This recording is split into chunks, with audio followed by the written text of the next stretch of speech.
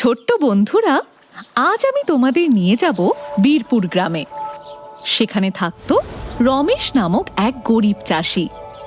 রমেশ চাষির ছিল 3 ছেলে, কিন্তু কিছুদিন ধরে রাতের অন্ধকারে রমেশের ক্ষেতের ফসল চুরি হওয়া শুরু হয়। সেই জন্য রমেশ একদিন তার 3 ছেলেকে ডাকলো। শোনো বাবারা, আমাদের ওই সামান্য চাষের জমিতে যে সামান্য ফসল ফলছে, তাও আবার কে বা কারা যেন রাতে চুরি করে নিয়ে যাচ্ছে। তাই আমি সিদ্ধান্ত নিয়েছি, তোমরা 3 ভাই প্রত্যেকে একদিন করে চাষের জমি পাহারা দেবে। প্রথম দিন পাহারা দেবে শ্যামল, তারপর দিন দেবে বিমল, আর তারপর দিন কমল। মনে রেখো, আমাদের চোর কিন্তু ধরতেই হবে। ঠিক আছে বাবা, আজ আমি পাহারা দেব।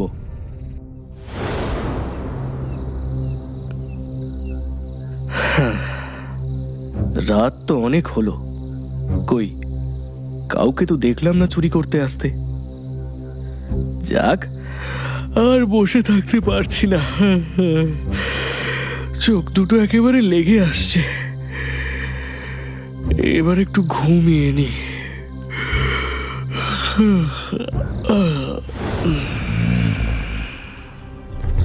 এই যে শ্যামল, তোমাকে আমি ফসল পাহারা দিতে পাঠিয়েছিলাম, আর তুমি কি না পাহারা না দিয়ে সারা রাত ঘুমোলে। আজও আমার ফসল চুরি হয়ে গেল। না না বাবা, আমি তো জেগেই ছিলাম, কিন্তু শেষ রাতে। থাক, আর কথা বলতে হবে না, কিচ্ছু শুনতে চাই না আমি। আজ বিমল পাহারা দেবে। দেখি দেখি চোর ধরতে পারি কিনা। খুব ঘুম পাচ্ছে, কি করে যে সারা রাত পাহারা দেব কে জানে। একটা কাজ করি, এখন একটু ঘুমিয়ে নি, একটু পরে উঠে না হয় পাহারা দেব।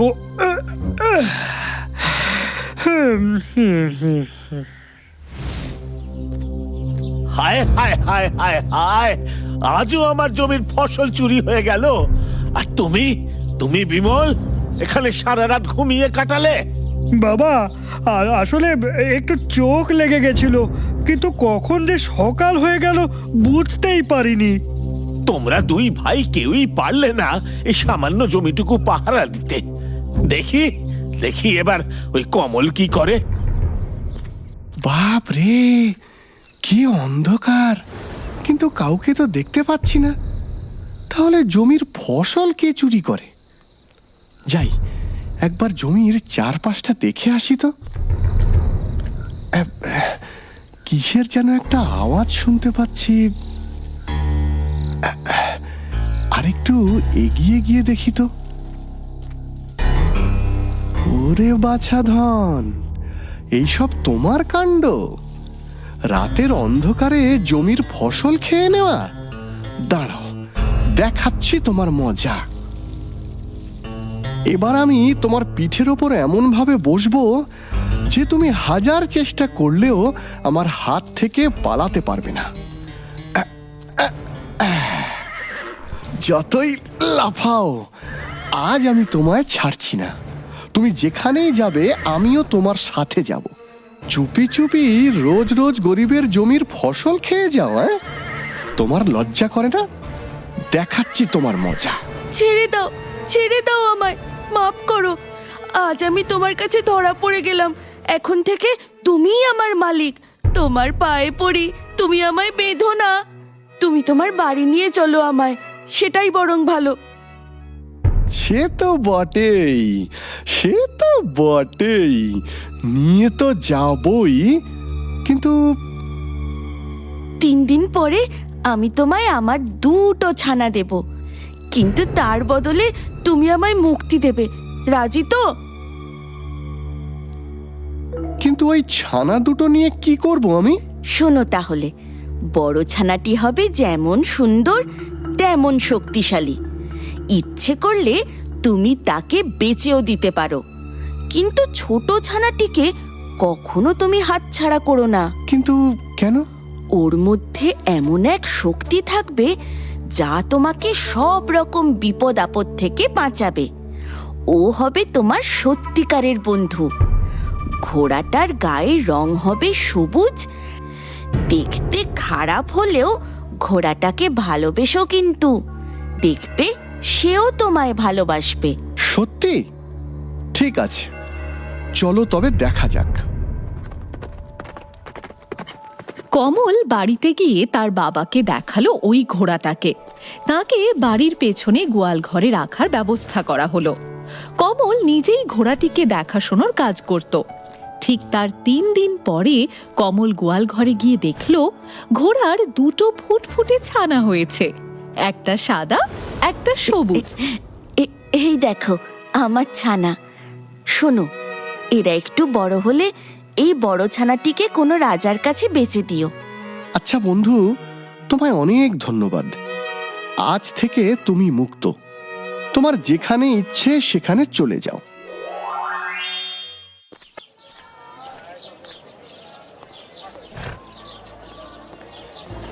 সরো সরো সরো সবাই, আমি হলাম রাজার পেয়াদা, আমায় দেখতে দাও। এই ঘোড়াগুলো তো খুবই সুন্দর, রাজার খুব পছন্দ হবে আর ভালো পুরস্কারও দেবে। এই ছেলে, চল চল, ঘোড়া দুটো সঙ্গে নিয়ে চল তো রাজার কাছে।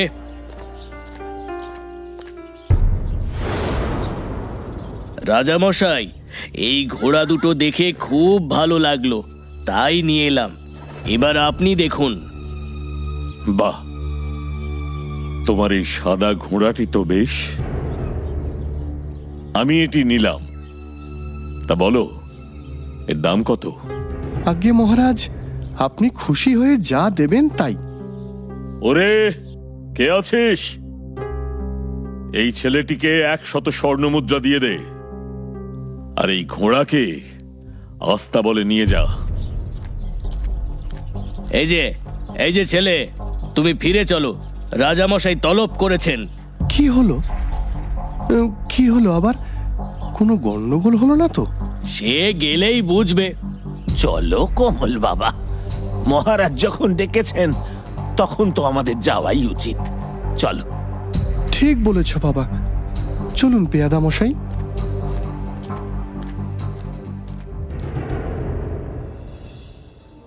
মহারাজ, আপনি আমায় ডেকেছেন? এই যে ছেলে, তোমার নামটা কি বলো তো? আগে কমল মহারাজ। শোনো কমল, তোমার ঘোড়া আস্তা বলে হইচই বাঁধিয়েছে, আমার সহিসকে তো নাকাল করে তুলেছে। পা তুলে লাফিয়ে ঝাঁপিয়ে একসা কাণ্ড। যা বুঝলাম, এই ঘোড়া সামলানো যার তার কাজ নয়। তোমার ঘোড়া তোমাকেই সামলাতে হবে, বুঝতে পারছো? বুঝেছি মহারাজ। তাহলে আজ থেকে তুমি আমার সহিস হয়ে এখানেই বাস করবে। তোমার বাবাকে বাড়ি চলে যেতে বলো। মহারাজ, আমার একটাই নিবেদন, আমার এই সবুজ ঘোড়া আমার সঙ্গেই থাকবে।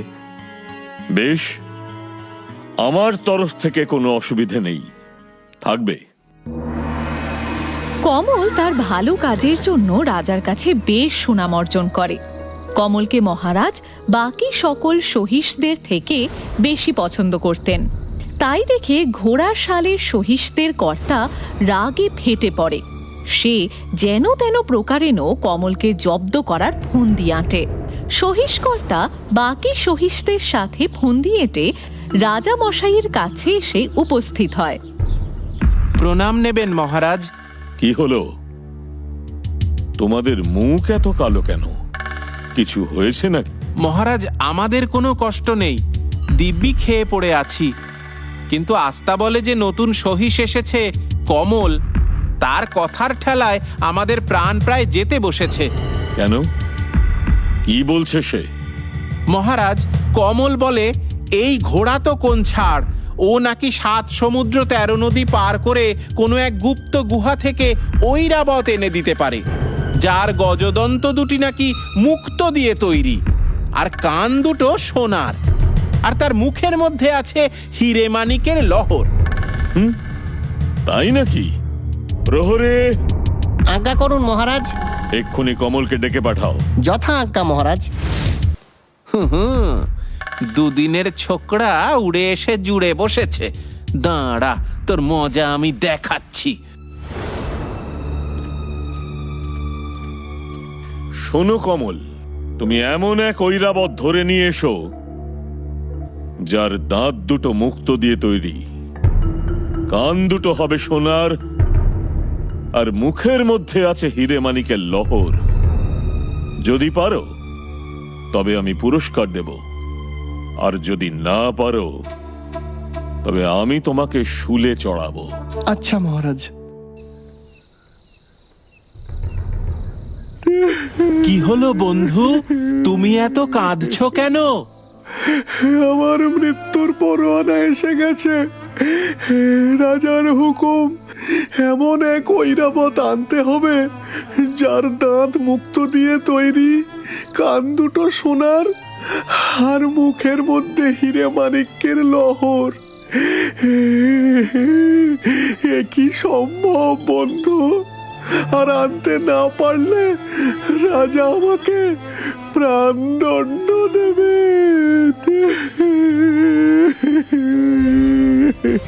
এই কথা, এর জন্য তুমি কেঁদে ভাসাচ্ছ? কোনো চিন্তা নেই বন্ধু, আমি তো আছি। তুমি শুধু রাজার কাছ থেকে সোনালি গম আর রশি জোগাড় করে নিয়ে এসো, তারপর দেখো কি করি। পরদিন সকালে কমল তার সবুজ ঘোড়া নিয়ে বেরিয়ে পড়ল, আর সঙ্গে নিল 3 বস্তা সোনালী গম ও প্রকাণ্ড এক রশি। 7 সপ্তাহ পরে ওরা 7 সমুদ্র 13 নদীর ওপারে পৌঁছল। বন্ধু, ওই সামনে যে পাহাড়ের গুহাটা দেখতে পাচ্ছ, ওই গুহায় থাকে ঐরাবত। শোনো, তুমি ওই গুহার সামনে সোনালি গম ছড়িয়ে রাখবে। ঐরাবত যেই গম খেতে এগিয়ে আসবে আর মুখ নিচু করে গম খাবে, তখন তুমি রশিতে ফাঁস দিয়ে দেবে। ব্যাস, আর পায় কে? আর তখন ওটাকে তোমার পিঠে চাপিয়ে আমরা চম্পট দেব, তাই তো? একদম ঠিক।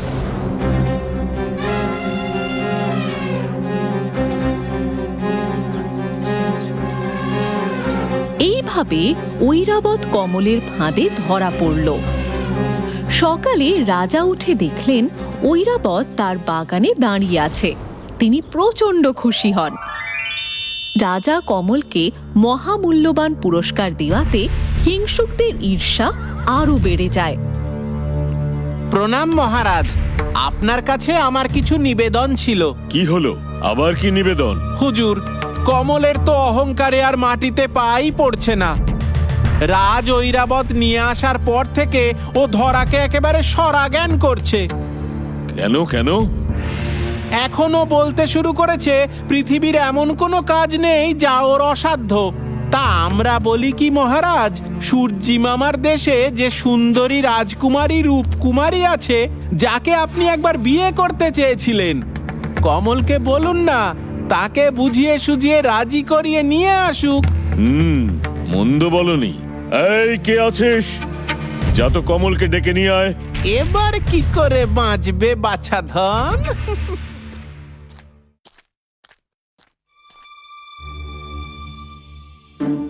মহারাজ, আমায় তলব করেছেন?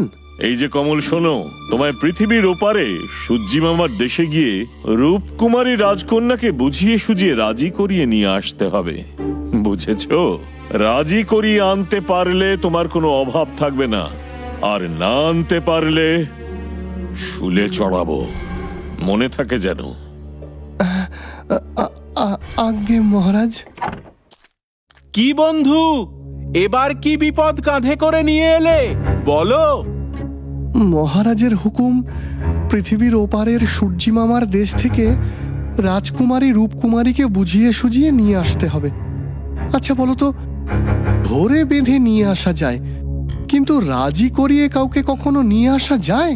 তিনি যদি রাজি না হন তখন? ওরে বাবা, এই কাজ কোনো চিন্তা করো না, তুমি শুধু রাজার কাছ থেকে একটা সোনার তাবু, 4টে সোনার থালা আর দেবভোগ্য মিষ্টি নিয়ে এসো। আমি তোমায় একটা দৈব গোলাপ দেব কাল, সেটাও সঙ্গে নিও। তারপর দেখো কি হয়। বটে, এবার ঘুমিয়ে পড়ো, কাল ভোরবেলা বেরোবো।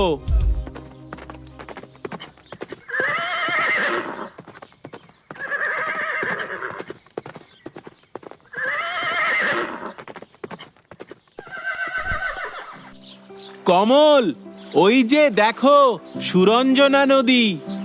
এক্ষুনি সোনার নৌকোয় রূপোর দাঁড়বে রাজকুমারী রূপকুমারী আসবে। নদীর তীরে সোনার তাবু খাটিয়ে সোনার থালায় মিষ্টি সাজিয়ে সেখানে রাখো, আর তুমি তাঁবুর এক কোণায় লুকিয়ে থাকো।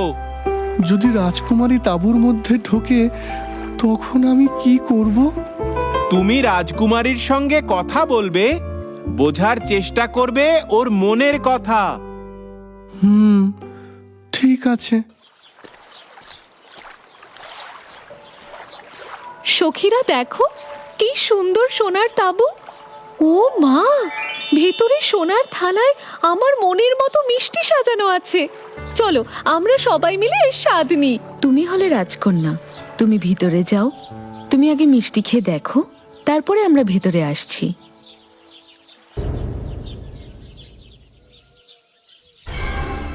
এ কি, কে তুমি?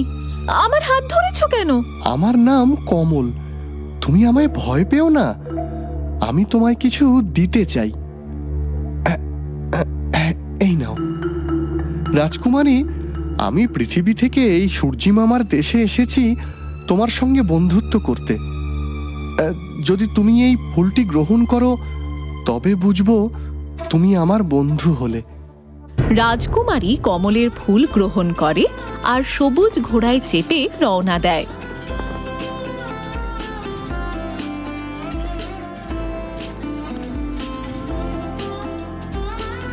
মহারাজ, আমি এসে গেছি।